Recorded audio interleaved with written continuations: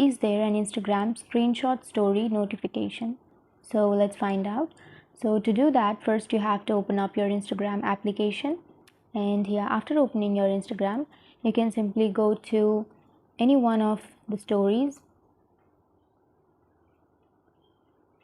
and then if you go and simply screenshot the story, and after screenshotting you can simply go back, and if you go to the messages, and now you can see that they have not been notified that you have screenshotted their story. But in Snapchat, the other person will be notified if you have screenshotted their chats or stories or snaps or anything, but in Instagram we don't have that option.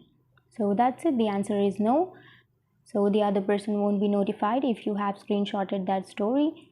So that's it, and if you have any questions, feel free to comment below. Thanks for watching.